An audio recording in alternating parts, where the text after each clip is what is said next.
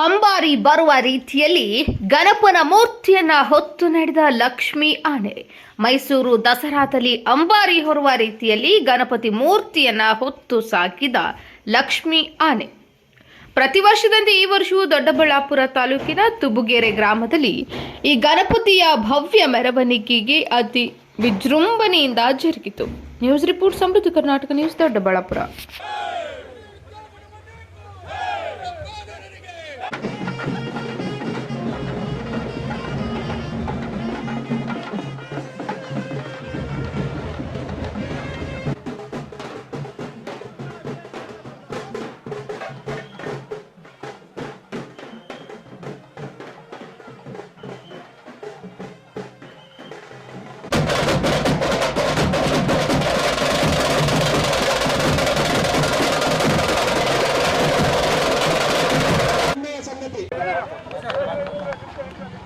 Sir, ಇವತ್ತು ಏನು ಅಂಬಾರಿ ಉತ್ಸವಕ್ಕೆ ಚಾಲನೆ ಕೊಟ್ಟಿದ್ದಾರೆ, ಏನು ಹೇಳ್ತೀರಾ?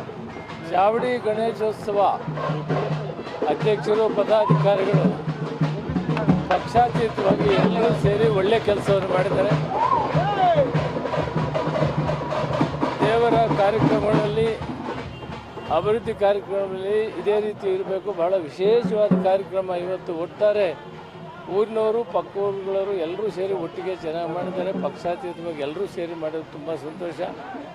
ಮತ್ತು ವಿಶೇಷವಾಗಿ ಕಾರ್ಯಕ್ರಮವನ್ನು ಏರ್ಪಾಡು ಮಾಡಿದ ಮತ್ತು ರವಿಸಿದ್ದಪ್ಪನವರು ಮತ್ತು ನಮ್ಮ ರಂಗಪ್ಪನವರು ಮತ್ತು ಈ ಭಾಗದ ಎಲ್ಲ ಮುಖಂಡರ ಜೊತೆಗೆ ಆ ಚಾವಡಿ ಉತ್ಸವ ಸಂಘದ ಅಧ್ಯಕ್ಷರು ಪ್ರತಾಪು ಮತ್ತು ಕೃಷ್ಣಪ್ಪ ಮತ್ತು ಎಲ್ಲ ಒಟ್ಟಿಗೆ ಪಾರ್ಟಿ ಅನ್ನದೇ ಒಟ್ಟಿಗೆ ಕೆಲಸ ಮಾಡಿದ್ದಾರೆ. ಶುಭವಾಗಲಿ, ಭಗವಂತನ ಪ್ರಾರ್ಥನೆ ಮಾಡೋಣ. ಆ ಗಣೇಶನ್ನ ಈ ಸಾರಿ ಒಳ್ಳೆ ಮಳೆ ಬೆಳೆ ಆಗಲಿ, ಎಲ್ಲರೂ ಸಮೃದ್ಧಿ ಆಗಲಿ, ಚೆನ್ನಾಗಿರಲಿ ಅಂತ ದೇವ್ರನ್ನ ಪ್ರಾರ್ಥನೆ ಮಾಡೋಣ.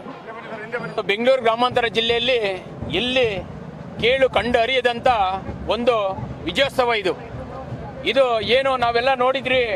ದಸರಾ ಸಾವಿರಾರು ವರ್ಷಗಳಿಂದ ನಡ್ಕೊಂಬಂದಂಥ ದಸರಾ ಆನೆಯ ಮೆರವಣಿಗೆ ಏನಿತ್ತು, ಇವತ್ತು ಚಾವಡಿ ಗಣಪತಿ ತೂಗೇರಿಯಲ್ಲಿ ಇವತ್ತು ವಿಶೇಷವಾಗಿ ಅಂದರೆ ಭಾಳ ವಿಜೃಂಭಣೆಯಲ್ಲಿ ಇವತ್ತು ದಸರಾ ಏನು ನಡೀತಾ ಇದೆ ಮೈಸೂರಲ್ಲಿ, ಅದಕ್ಕಿಂತ ಜೋರಾಗಿ ಕೂಡ ಇವತ್ತು ತೂಬುಗೇರಿಯಲ್ಲಿ ಎಲ್ಲ ಯುವಕರು ಸೇರಿ, ಎಲ್ಲ ಹಿರಿಯರು ಎಲ್ಲರೂ ಸೇರಿ ಪಕ್ಷಾತೀತವಾಗಿ, ಜಾತ್ಯತೀತವಾಗಿ ಇವತ್ತು ಒಂದು ಏನು ಲಕ್ಷ್ಮಿ ಅಂತ ಆನೆಯನ್ನು ತರಿಸಿ ಇವತ್ತು ಅದರ ಮೇಲೆ ವಿದ್ಯಾ ಗಣಪತಿನ ಇಟ್ಟು ಇವತ್ತು ಮೆರವಣಿಗೆ ಮಾಡಿ ವಿಜೃಂಭಣೆಯಿಂದ ಆನೆ ಮೇಲೆ ಗಣೇಶನ ವಿಸರ್ಜನೆ ಮಾಡೋಂಥ ಕೆಲಸ ಆಗ್ತಾ ಇದೆ.